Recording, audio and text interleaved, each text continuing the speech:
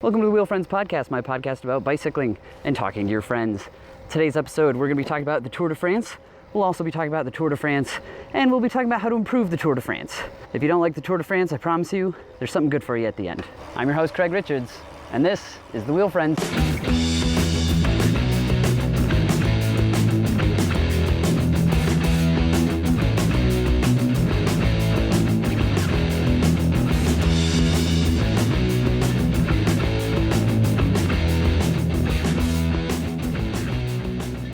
On July 9th, 2017, I rode my bike up to Eli's house to watch Stage 9 of the Tour de France.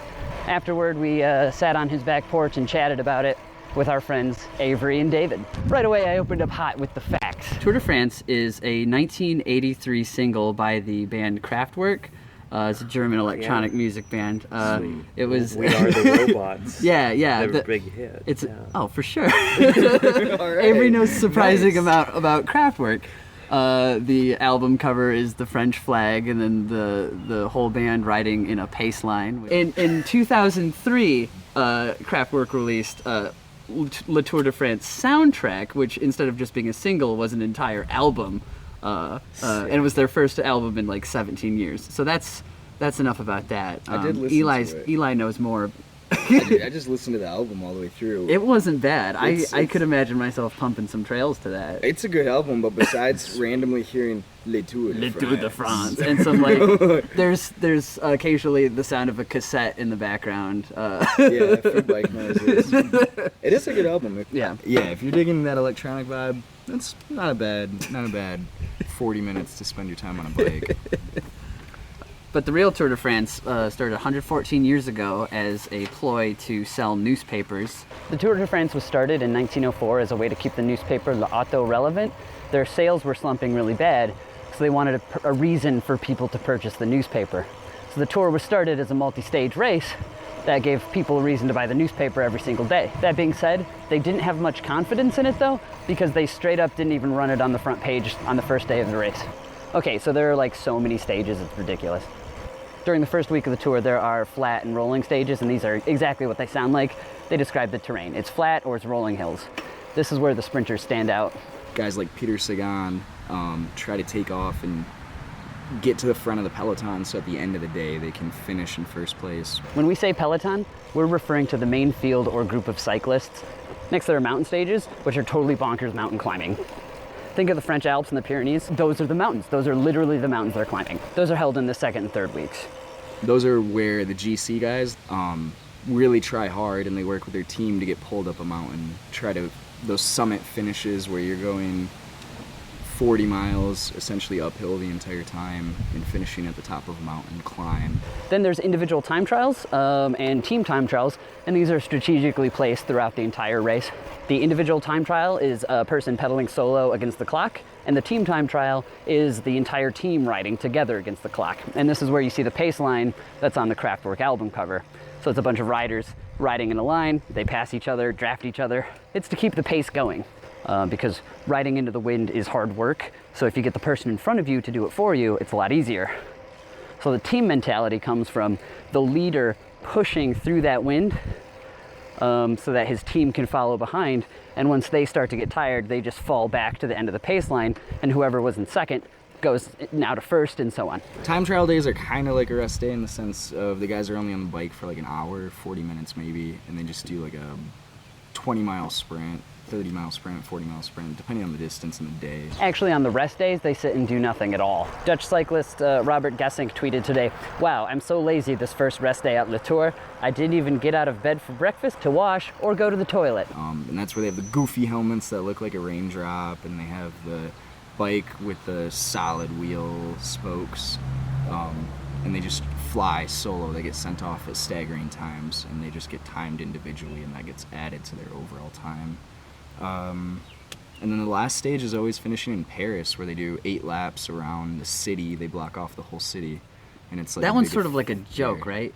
Because it seemed Usually the tour's won by then. Yeah, But- like they know who's going to win, so nobody really actually races on the last day. They just sort of Except slow. for the The sprinters. sprinters have Oh, a magnificent finish. So that is the one where you usually see. But the peloton just sort of rolls in. Yeah. Whatever. Right like, behind the like, sprinters. Yeah. Ain't gonna win. Yeah. So I got my money. those guys the peloton will all stay together for pretty much all 8 laps. Probably on the 7th or 8th lap, the sprinters should have been near the front of the peloton pretty much the whole time, but they'll really try to separate themselves and try to get out in front of the peloton. And then, like Peter Sagan, for instance, he's a famous sprinter. He would try to, on the very last lap, maybe 100 meters out or 200 meters out, stay his actual sprint and try to separate himself from the rest of the sprinters. But you're right. In Paris, you'll see the team of riders put their arms around each other like the Sports Illustrated cover. And they always, Lance Armstrong does it, Froome does it, all the guys who've won all the time. That's like the classic, we're 5 minutes up, we're not going to lose, we're going to ride in together as a team. And they take that I would photo. troll so hard. I'd be like, screw you guys. This is my day. I'm joining your team. Jump onto it. So there's multiple jerseys that can be won. And they give these out like every day. And you can win in several classifications. There's the general classification, or GC, which is basically the rider with the best time for the overall Tour de France. The winner of the general classification gets the yellow jersey. If you win a stage, you get a minute knocked off your overall time. So if rider A crosses the line at 2 hours and rider B crosses the line at 2 hours and 1 second, rider A gets scored at 1 hour 59 minutes. There's also the young rider classification, which is the same as the general classification, except you have to be under 26. So if rider A crosses the finish line at 2 hours and rider F crosses the finish line at 2 hours and 15 minutes, but he's the first person under 26 to cross the line, he gets the white jersey. There's also the mountains classification. It's awarded to the first rider to reach the top of the mountains during the mountain stages. This winner receives a polka dot jersey, which is a white jersey covered in red circles. You can also win for the points classification. And the points classification goes to the rider who finishes with the most points overall. So various points are awarded during the tour for various things. You have checkpoints along the way. So sometimes sprinters will only need to go halfway through the race, and then they sprint to that green checkpoint, and then they've got the points for that green jersey, and they don't need to worry about sprinting at the finish. So for the next 50 miles of the race, the sprinters can kind of fall back. There's a whole chart online, but it really plays into the strategy of how you play the game. You can look that up. I ain't got time for it. The winner of the points classification gets the green jersey. Now, our friend David wasn't too familiar with Le Tour de France, so he was a good gauge for, how we were doing on our education level. And he asked perhaps the most important question yet. Who should I root for? I mean, do you root for like a whole team, or are you like cheering for individual riders? That's a good question. I like rooting for BMC just because I think they make awesome bikes. They're a Swedish Switzerland company. But they do. Justify that. They have that. Okay, there's a few reasons. The first reason I started watching them is because No, the bike thing. Justify their bikes. they just have badass mountain bikes, and you don't see many mountain bike companies in the How Tour are de they France. badass, though? What are they made of? Gotcha. Got him. Plastic bikes. Right. Yeah, I mean they're probably all a lot of carbon, a lot of just cool designs. All right, I'm not the One-time bike use mechanic. bicycles. Yeah. But no, You got a whole season, man. I'm gonna look this up and come back at a subsequent episode. But I imagine they have some steel frame mountain bikes. No, You don't think so? they don't touch steel, man. BMC? Yeah, maybe not. Maybe I'm wrong. I mean, yeah, if I'm wrong, I could be.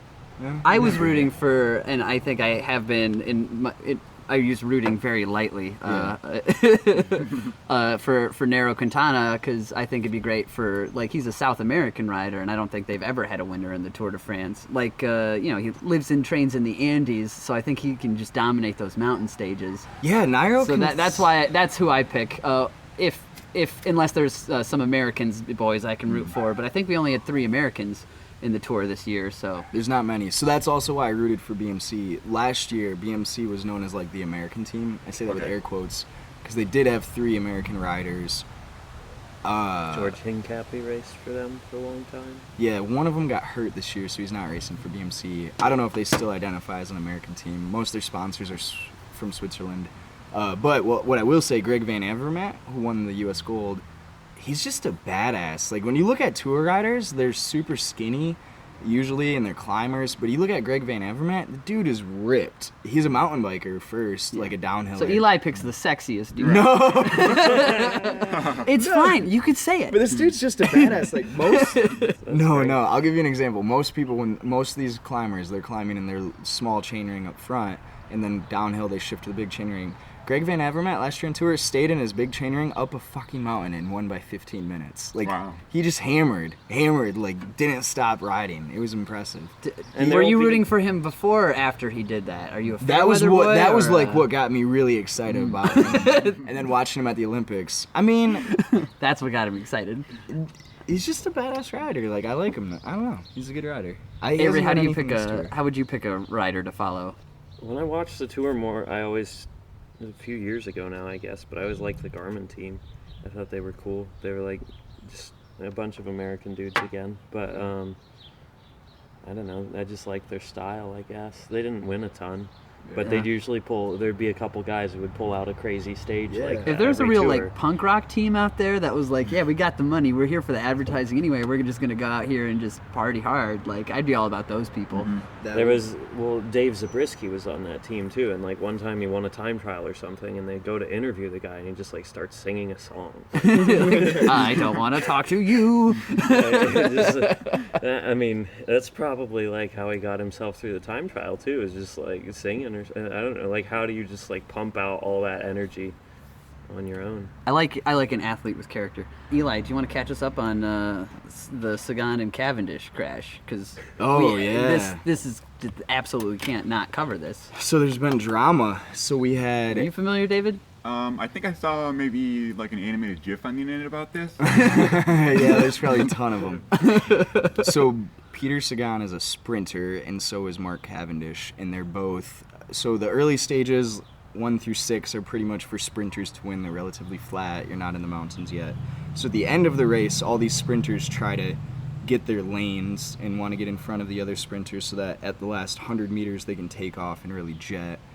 And Cavendish kind of, in my opinion, picked a bad line. He got caught behind 5 or 6 other sprinters, and the road really narrows to like a small 2-lane path. I know if you're familiar with trails in Grand Rapids, it's probably the size of the White Pine to give you a representation, and there's 2 walls on each side. Call that 10 feet. Yeah, 10 feet wide. So and they're both walled, so you can't go off the path at all. And Cavendish took a bad line. He got caught behind Peter Sagan, and he tried coming up on Peter Sagan's right. So it was Wall, Cavendish, Sagan. Exactly, and Cavendish is behind, so kind of like a triangle. And when he starts to sprint, Peter Sagan, when you watch one video, it looks like Peter Sagan put out an elbow, and that caused Cavendish to flip over his bars. But when you watch it from another angle, it kind of looks like Cavendish maybe hit a back tire of Sagan's or something, and he started going down on his own. Yeah, in what I saw, it looked like Cavendish was already going down before the elbow even came into play. But at the same time, that's racing. Exactly. Like, it's an elbow. Like, and there you have a few rules in place. So one rule is when you start the sprint, which they were technically had started their sprint, you need to stay in your line. And so you can say that you could look at it and say, well, Sagan moved over by like 2 inches or 6 inches, which is really not much. And it's like, some people are going to say, oh, Sagan didn't hold his line, but I think he was fine. Another argument you can say is Cavendish just picked a bad line. If you look at him, he's jumping all over it. And in some ways that's smart. He's going from back tire to back tire to back tire, but then you also run the risk of you overcommit one way, or you get yourself caught between the wall and you go down. So that was kind of the controversy there, which also ties into I don't think he should have been disqualified or like kicked out of the race though. Oh yeah, because like he was penalized for it first. Yep. So like they penalized him for it. What, they gave him time and knocked points off? They took all of his points. They took every single. So Sagan was the leader. And he had won. He was the leader of the green jersey. He had won at least one stage before that, and several second or third place finishes. Cow? No, Sagan. So yeah, they punished him and then disqualified him. Yes. Like, stripped all his points. Well, if you get DQ'd, I think that happens no matter what. But yeah, first they stripped the points, and then they just disqualified him for the rest of the. I mean, I feel like his lesson was learned, especially since immediately after the race, from what I heard, Sagan went right up to Cavendish's team and was like, dude, I'm sorry. I never, like, that was, like... Right. I don't think he meant for it to happen. Right. So I think the best way to improve the Tour de France would be to make it more relevant to the greater cycling world. I know there's a lot of traditionalists who wouldn't like that idea, but I think besides just the basic mountain and sprinting and time trial stages, we should add a BMX stage, a cyclocross stage, like a mountain bike stage. That actually would be It's like the ultimate test of all. Yeah, things. yeah, It's like, because now, like, oh, here's a reason to watch again. Like, these little baby bird arm road cyclists. they gotta ride pump track now. Now they got that would be so I think cool. So you could many get crashes, a better man. spread. Yeah. The teams would be bigger. You'd be able to sell more components. I think it'd be good for advertising, and I think it'd really bring people in. I don't think French people would like it. Oh, French people would hate it, absolutely. They'd be like, why did they Americanize this? Which is my second improvement, which would be do it in America. We've been looking at France for 114 years. Like, let's look at Mount Rushmore. I know a handful of people who have done a Tour de France. Now, in and that which could be you, a theme stage day is where you have also to finish a whole box of Franzia by the end of the day. Yes. Like That's like, a lot of that's it's a shit ton of wine. But hey, French people like wine. Maybe they'd do that. For sure. I was also kicking around like theme stages. So there's Superhero Day, Capes. where all the riders dress as their favorite superhero. You know, just because let's make it fun and for the kids, marketability.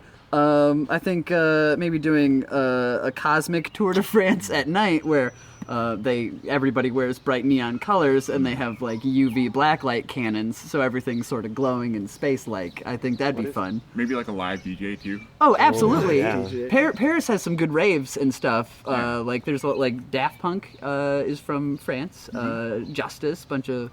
So absolutely. French So like. Isn't Daft Punk Canadian? No. Absolutely not. If this is a bit, you're thought done they were right from now. I'm cutting you off right now. No.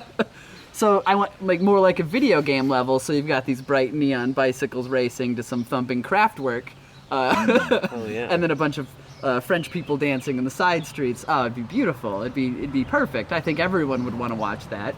You could that'd open up channels for advertisers. So now you've got Sky Vodka.